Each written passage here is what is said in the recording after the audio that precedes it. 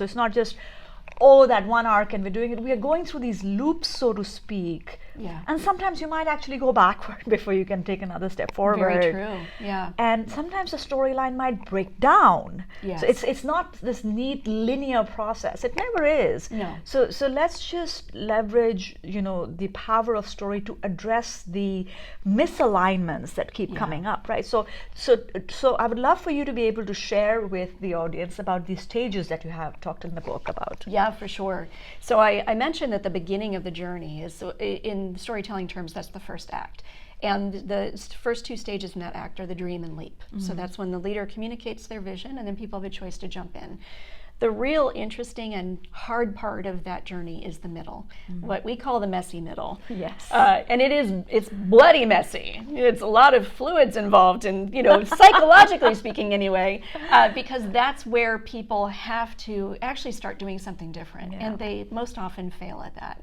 And so it's a struggle. And in the middle there, that messy middle, the two stages are called fight and climb. Yes.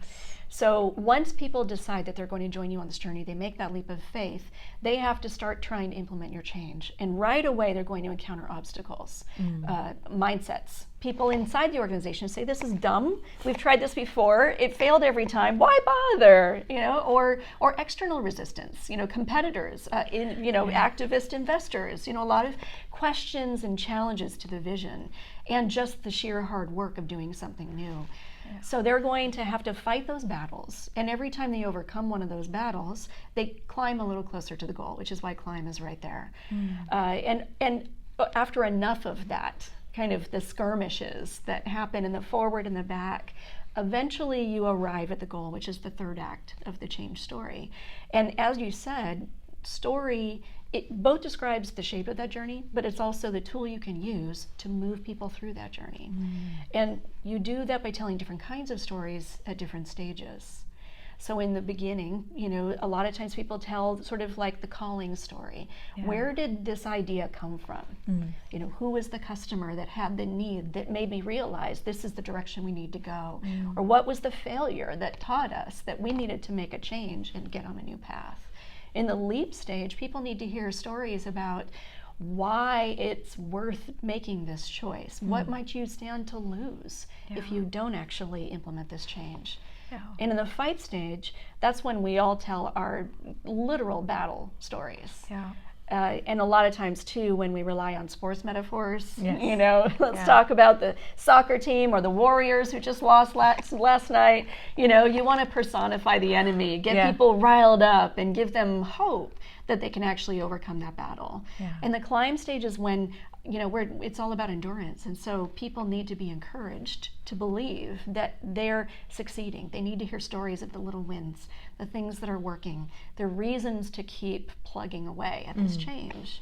And then arrive is when really what you need to do is look back on the whole journey, give people the time and space to share their own stories of what they experienced, what worked well, what didn't, because people need that kind of catharsis, that time to vent, before you can push them off on their next adventure.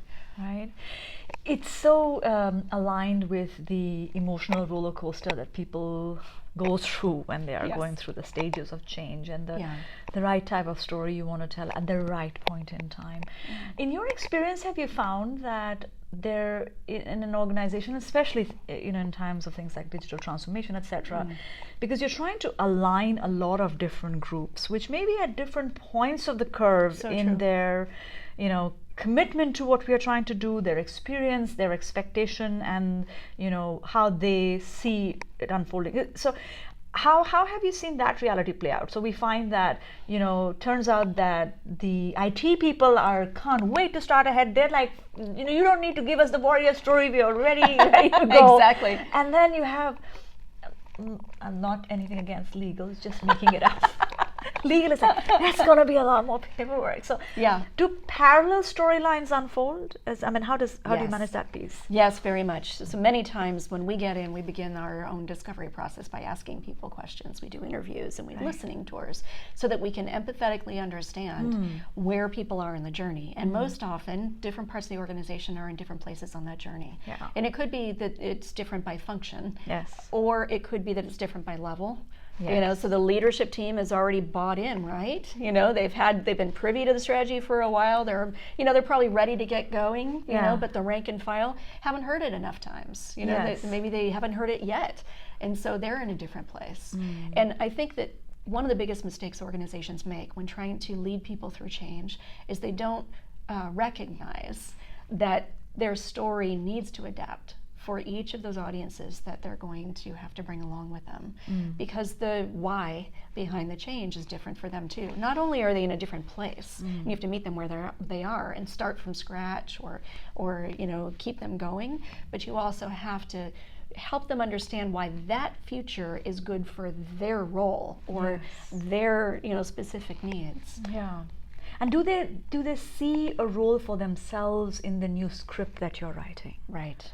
Right? And how would my role be different? I mean, if you continue with the theater metaphor and analogy, so right now I'm wearing this costume, in the next scene is my costume going to look different. True. Right now I'm the king of my castle. What happens in the next scene? Do I get asked to stand outside?